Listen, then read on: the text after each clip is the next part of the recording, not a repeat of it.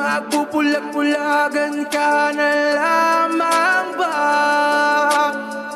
Magtutulog-tulugan, gumising ka.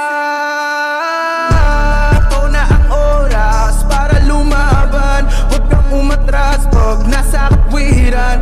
Panatilihing bukas ang sipan. Katotohanan ang ating sandigan. Sa kadiliman, huwag matatakot.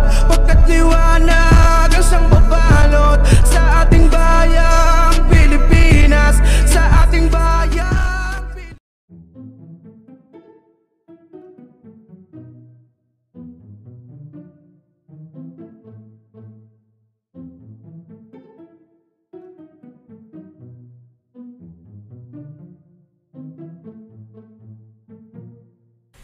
Hello, magandang hapon or magandang araw mga kababayan ko. So meron tayong re-reactan ditong video. Ito yung pagtakas ni Yexel di umano. Tumakas na daw men eh. Pumunta ng Japan. So breaking news ito kahapon, i-upload ko naman dito sa channel ko. Then itong reaction na natin itong kay Raffy Tulfo na segment. So play natin to. Yexel Sebastian at Mikey Agustin. Yes, opo. Paano kayo naloko? Nakita po namin yung mga advertise nila sa Facebook. Nung nag-message po ako sa kanila kung paano mag-invest, then sabi nila 1 million yung minimum para makapag-invest ka po. Then may 5% po na interest. Late na po nilang pinadala po yung kontrata. Ano pong nakalagay sa kontrata? Contract of loan po. Sabi po nila yung investment tsaka contract of loan, iisa lang po daw. Ang daming pera. Yes po. Pinapakita po nila yan sa amin, sir. Mga pera niyo yan. Opo, pera po namin yan. So ito yung ano. Madami po yan, Idol. Ang dami naman. Mr. Yexel Sebastian, magandang hapon po, Sir Yexel. Andito po itong mga subscriber niyo po sila at naniwala po sa inyo. Doon po sa inyong paanyaya na mag-invest. Nagreklamo po sila. Ano pong reaction niyo, Sir? Na-explain ko naman po sa kanila na ako rin po talaga, kami ni May, talaga po investor din po kami talaga. Hindi po ako may-ari po nito. Iyan po ay ni Hector Pantoliana. Siya po yung signatory. So yan yung pinapakita no si Hector. Kasi wala kaming kilalang Hector. So bakit po sa papasa na, ay, biktima din kami. Ganyan naman yung drama ng mga investor din kami. Ikaw ang tumanggap ng pera, malaking responsibilidad mo rito. Di ba? Kasi kumbaga parang kumolekta ka ng pera para kay Hector. Nagagamitin Hector sa kanyang negosyo kung ano pa man yung negosyong yun. Nasaan na po yung mga pera, Sir Yexel? Yung bulto-bultong pera, gabundok na pera na pinost nyo pa nga po sa Facebook eh, maraming bumilip. Nasaan na po yun, Sir? Yung mga pera po na yun, Sir Raffy, nasa office po lahat yun. Pwedeng puntahan niya ng NBI kasama complainer para bawiin na. Okay, naputol siya. Kung totoo man may Hector, maaari nga siguro, pero siya ang nangyari dito dahil siya po ang tumanggap ng pera. Tapos yung bank account ng girlfriend niya, ang ginamit, pating girlfriend niya, ipit dito. Sige po, ganun po muna. Diretso tayo sa NBI. So ito na yung update. Sinama ko po to, banggitin kanina sa hearing sa Senado. Ito pong si Yexel Sebastian and Mikey Agustin. Kung maalala niyo po nung Friday, inireklamo po yan dito sa amin dahil nga po sa investment scam naman. At nakausap po natin tong si Yexel Sebastian at Mikey Agustin. At in fact, sabi pa nga nila, yung pera ay nandun para sa office at pumayag sila na may balik. Pero nung tinatanong ko address at kailan, pinatay natin ang telepono. Okay? Daming pera, no? Kaninang umaga po, may tumawag sa akin na kakilala kong kasabay ni Mikey Agustin sa isang flight papuntang Japan. Mikey Agustin naman pala eh. Nagoya, Japan. Kasama ba si Yexel? Kasakay niya, Cebu Pacific. Tinawag sa akin.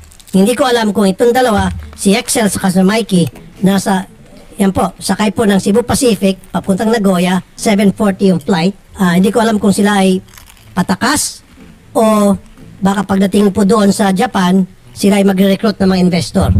I don't think so. Dyan sa Japan, kung kayo... Ako, I don't think so na, na magre-recruit pa sila doon. Baka ang gagawin nila, doon sila pupunta, then from there, aalis sila papunta sa ibang bansa. I don't think so na marami nanonood sa iyo sa Raffy Tulfo eh, na OFW eh. I don't think so na magre-recruit pa doon. Kayo po ay nanonood sa lahat ng mga taga-Japan na OFWs. Kung kayo po ay nanonood, Nandiyan po ngayon si Mikey Agustin at Yexel Sebastian. Ingat lang po kayo. Marami na po mga nagreklamo dito na naloko doon sa mga investment opportunity na 1 million kada tao. O depende lang sa trabaho mo. Opo. Pag OFW ka, 200, 300. Pero pag negosyante ka, matibay yung trabaho mo, up to 1 million hiningi na investment. Yun pala, yung investment na yun, gagamitin yung pera para doon sa mga sugarol. Hindi naman sinasabi doon kapag niyaya yung mga investor para sa junket. Opo. Junket para doon sa mga magsusugal at ipapahiram yung pera. Parang ganun po yung dating. Pero ang pagkakaalam nila, investment para sa iba't ibang mga kumpanya, iba't ibang mga ventures. Pero pagdating na agad doon sa MOA, kontrata, nakalagay doon, loan. Parang ilo-loan, ipapaloan ng investor yung kontrata. Dito kay Excel at saka si Mikey. Pero in fairness kay Excel, Mikey, meron pa silang isang tao na binabanggit nila, Hector. Hector Pantoliana, Idol Rafi. Ayun, Hector Pantoliana. Ayan lang po, pinaka-latest development. Ayun po, si Mr. Yexel Sebastian and Miss Mikey Agustin, naispatan po ng kakilala kong OFW. Kasabay niyo po, kasakay niya sa aeroplano, Cebu Pacific, papunta pong Nagoya, Japan. Yan po yung for now. And then, bigyan na namin kayo ng update.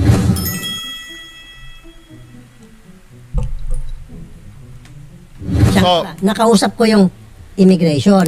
Sabi ko, bakit natulad ditong si Yexel Sebastian and Mikey Agustin, naputok na sa social media na maraming reklamo, bakit wala nagagawang immigration?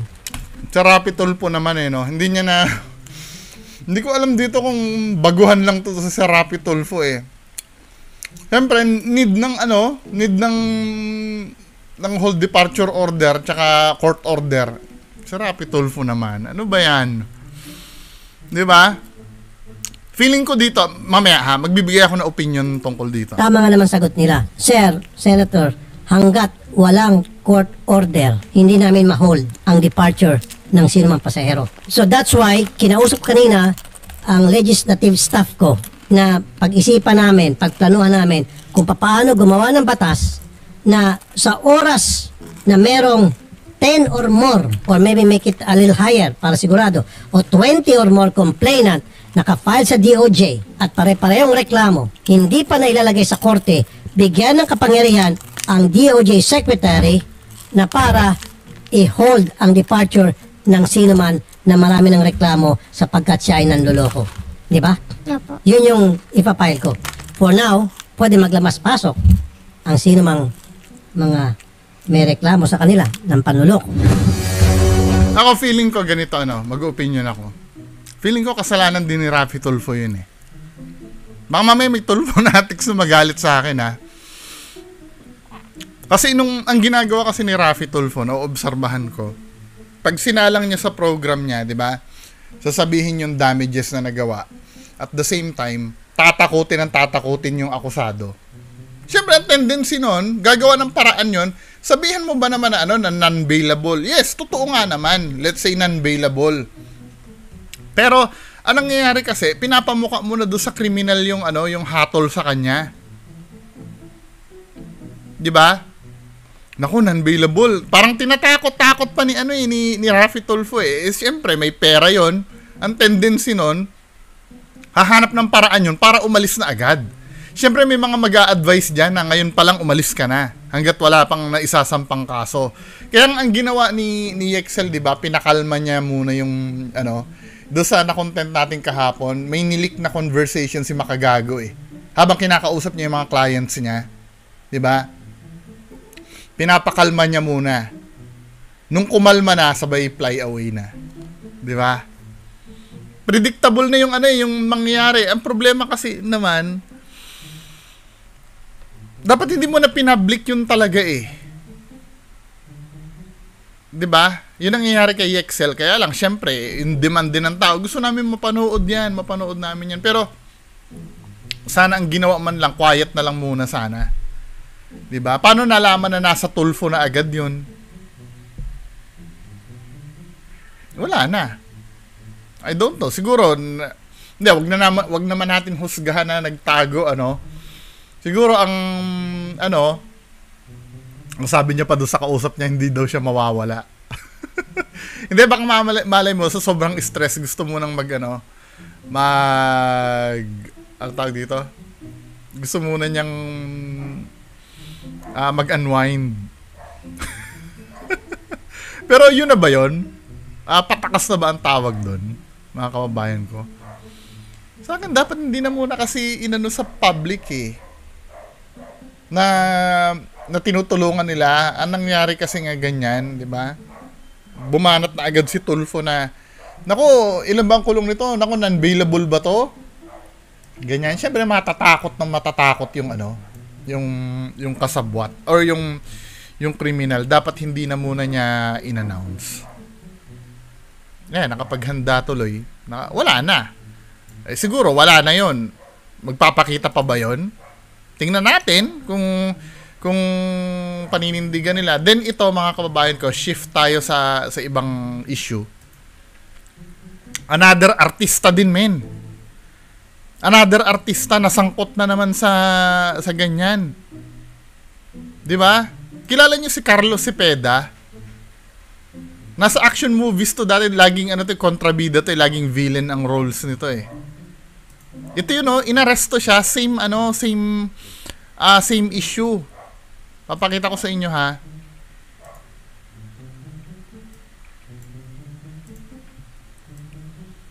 Dumadami mga artista na inaaresto siya dito.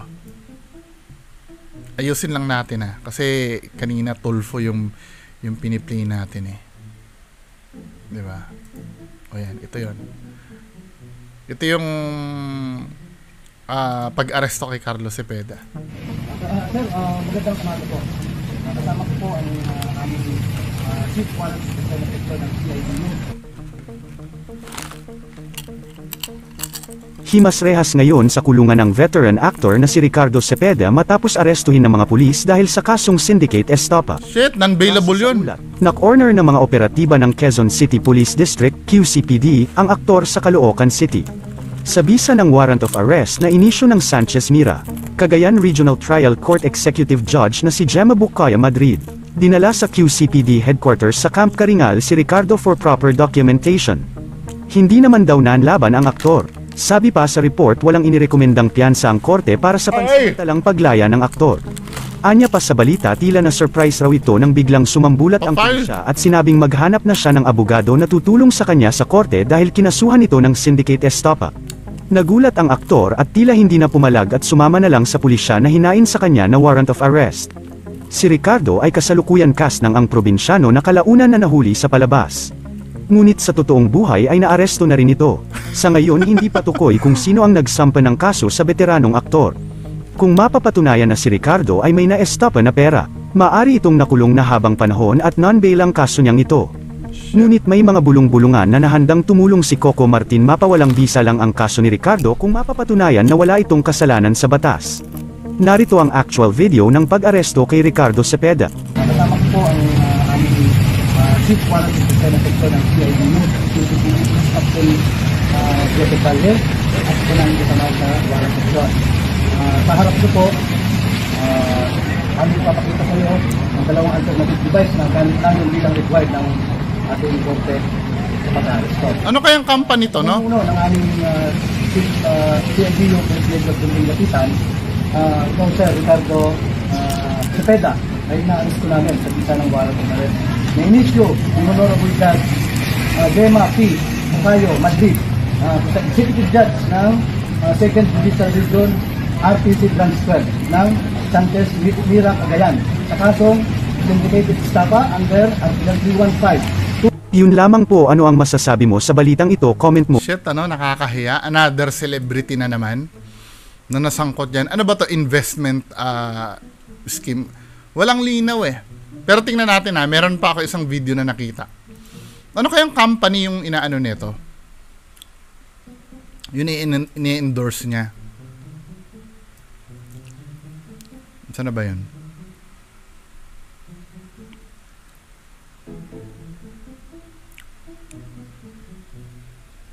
Ito. May isang video dito Play natin to, men. Dami ng celebrity na nasasangkot sa ganyan, ano? Parang Hindi kasi kaya madalas kunin ang celebrity dahil ano kaya nilang paikot ng tao. Dahil po sa... Not paikot, hindi, mali yung term ko. Kaya nila kasing manghikayat ng tao. Kasi nga doon sa career nila, palagi sila nakikita sa TV. Diba? Ang aktor na si Ricardo Cepeda dahil po sa kasong syndicated estafa. Nahuli sa Caloocan ng Quezon City Criminal Investigation and Detection Unit si Cepeda o Richard Go sa tunay na buhay. Kinumpirma naman ni NCRPO spokesperson Lieutenant Colonel Eunice Salas ang pagka-aresto sa aktor noong Sabado. Hinuli si Cepeda base sa warrant of arrest na inilabas ni Executive Judge Gemma Bocayo Madrid ng Regional Trial Court Branch 12 sa Sanchez Mira sa Cagayan. Wala pa pong ibang detalye na inilalabas kaugnay sa kaso. Kakahiyaan, no? Din ito ba, dinipensahan siya nung stepson niya. Ito naman yung isang video. Sumalang sa clarificatory hearing ng DOJ, sina Senyor Aguila at iba pang opisyal ng Socorro Bayanihan Services Incorporated. Pinagtanggol naman ng kanyang stepson ang aktor na si Ricardo Cepeda kaugnay ng kinakarap itong kasong estafa. Na itong report. Brand ambassador lamang ang kanyang ama. Itong iginiit ni Joshua De Sequeira, stepson ng aktor na si Ricardo Cepeda. Kasunod yan ng pagkakaaresto kay Cepeda sa isang resto bar sa Caloocan nitong Sabado dahil sa kasong syndicated estafa. Base sa reklamo, parte ang aktor ng isang kumpanyang nag-aalok ng umano'y peking investment. Pero ganun din, ng kanyang stepson, madaling mapatunayan ng mga abogado na inosente ang kanyang ama, lalo't may kopya sila ng dokumento na wala ang pangalan ng aktor sa mga nagmamay-ari ng umano'y ng scam na kumpanya. Sa ngayon, nakakulong pa rin si Cepeda sa Quezon City Police District at walang piyansang inirekomenda sa kanya.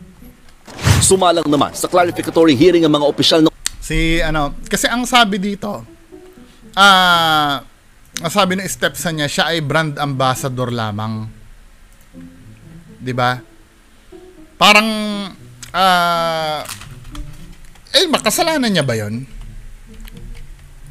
Mga kababayan ko, kung when you say brand ambassador, siya yung endorser. Let's say ganito.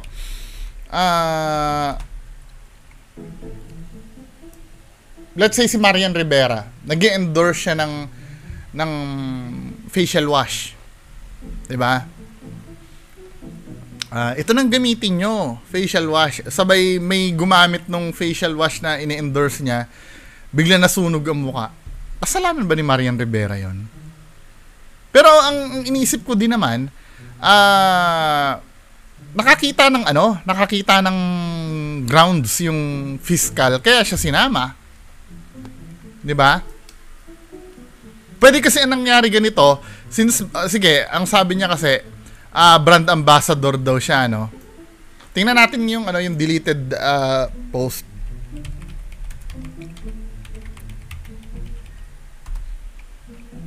Parang ganyan din yung nangyari kay Luis Kaya lang ang problema nung kay Luis, nag-resign na siya. Nag-resign na siya sa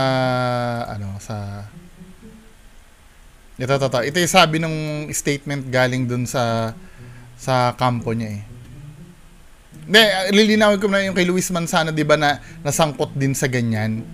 Kaya lang ang problema dun kay Luis, kaya hindi siya sinapit yung ganito, yung makulong. Ang nangyari kasi doon, nag-resign na siya bago nagkaroon ng problem. 'Di ba? 'Yun ang pagkakarinig ko kay Christopher Min na chismosa.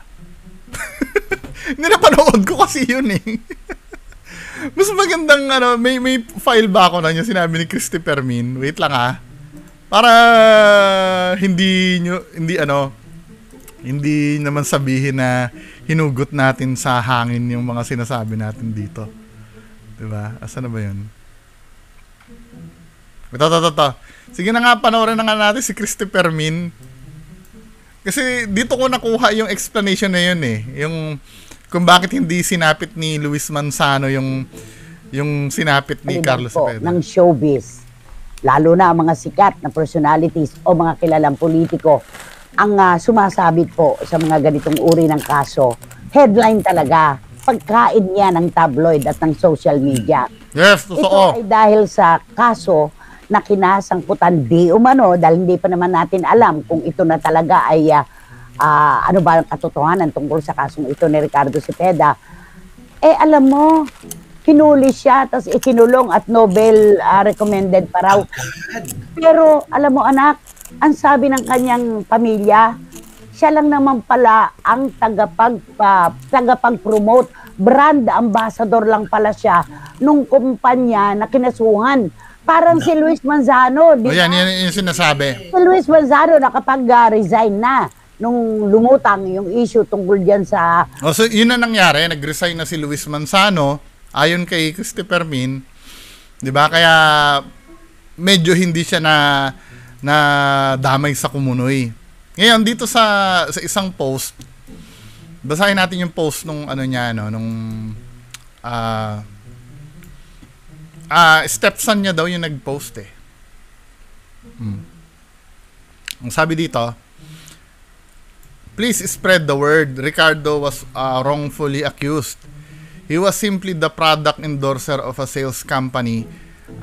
They used the title brand ambassador, which many companies also used. The company offered an investment scheme which he had no knowledge nor participation of, which paid people a big % profit monthly. Parang same nung kay Yexel, ano? Guaranteed with advance payouts in monthly post-dated checks. Eventually, the checks started bouncing, so the investors filed a estafa case against everyone who they thought was part of the company, including Ricardo, who was just the celebrity model. His lawyer can easily prove his innocence by presenting a copy of DTI showing the company is a sole proprietorship and his name is not there. Also, his name appears nowhere on any of the said investment MOAs and post-dated checks. MOAs, memorandum of agreement, and post-dated checks, request for bail, and if ever, court date is biggest hassle because it means he's stuck in detainment even though he's innocent. So mga kababayan ko, ito kasi yung ito kasi yung iniisip ko dun For me hindi naman ako lawyer, pero mas maganda kung may nalalaman kayo sa batas at sabihin nyo dyan yung para sa akin mga kababayan ko, may responsibility din siguro siya. Kasi kasama siya doon sa naghikayat Lalo na kung, alimbawa, ganito, lalo na, let's say, sige, siya ay endorser lamang. Yung pagkakaso naman yata dyan, nasa pagpapasya naman yung magkakaso kung sinong idadamay nila, di ba? What if habang nagsiseminar sila, nandun si Carlos Cepeda at isa sa taga-hikayat na, uy, mag-invest na rin kayo. Gumaganon-ganon si Carlos Cepeda. Kailangan ba nandoon siya dun sa mga papel-papel bago siya kasuhan? Nagtatanong po ako sa inyo Pero hindi naman bobo yung yung fiscal para tanggapin or fiscal or yung kung sino man nag-order ng warrant of arrest para orderan yun kung walang probable cause na nakikita sa kanya. 'Di ba? Dahil kung kung 'di ba, ano ba 'yan? Sayang yung career. Active pa naman yata siya ngayon, Paano yan ngayon, men? No bail pa,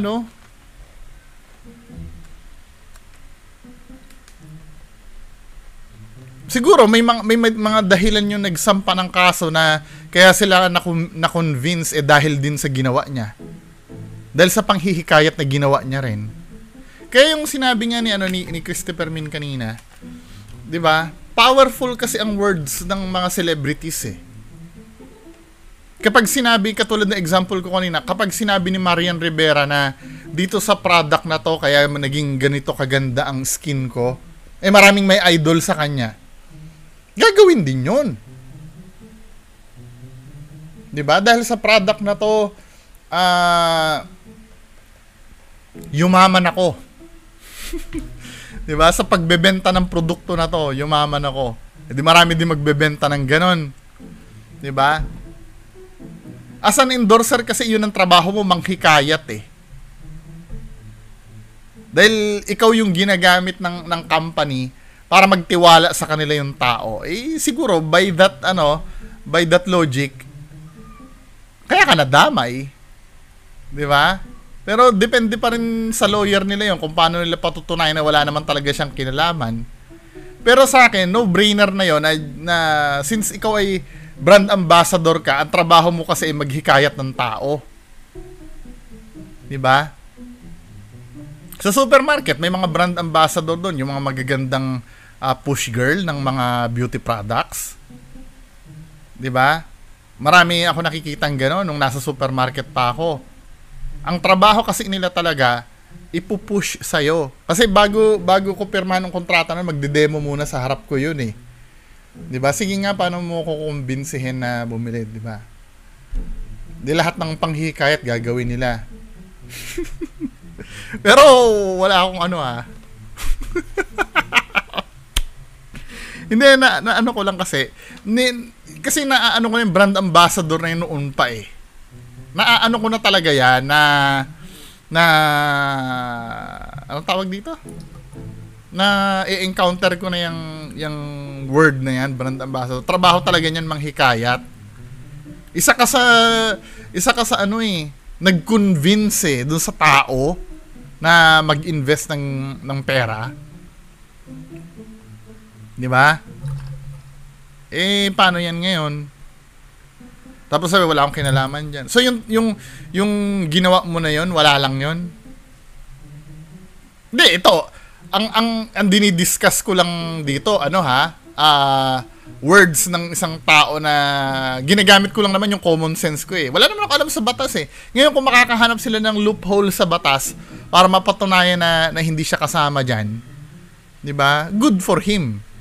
'Di ba? Pero kung gagamitin natin ang pag-uutak natin, nangonvince siya kaya nga ginawang brand ambassador eh. Hindi mo pwedeng sabihin na brand ambassador lang ako. Kasi nga ang ginagamit ng inuulit ko uli, 'di ba? Ang ginagamit ng mga company yung influence mo as a celebrity. Ilang milyong tao na ba ang bumili ng Nike shoes dahil kay Michael Jordan? Ilang tao na yung napabili ng sapatos ni LeBron James? Dahil sa sa ginagawa nila na 'yon. 'Di ba? Malaki ang influence ng mga celebrities na nag-endorse. Malaki ang contribution nila kung bakit marami na hikayat na tao. Kasi nga ginagamit nga yung pangalan nila eh. Kaya nga sana yung mga iba kasi, 'di ba, lalo na sa pag-endorse ng politics, may mga celebrities talaga na tumatanggi bagamat malaki yung offer, 'di ba? May mga celebrities kasi na tumatanggi lalo na pag hindi nila bet yung kandidato. 'Di ba? Maraming tumatanggi. Kasi nga iniisip din nila yung magiging image nila. 'Di ba, men? Dapat pinag-aaralan mo muna yung mga produkto, yung mga Anyway, mga kababayan ko, anong masasabi nyo dito sa naging topic natin? 'Di ba? Mag-iingat na lang tayo. Marami nangyayari ngayon sa hirap ng buhay ngayon. 'Di ba? Lalo na yung mga desperate na, yung mga dating mapera din biglang nahihirapan na sila sa buhay ngayon. 'Di ba? Nate-tempt silang pumasok ng ganyan. Ang ganda kasi ng ng offer men eh. 'Di ba? Yun lang. Ngayon, paki-comment na lang po sa baba ang masasabi niyo. Maraming salamat. Bye-bye.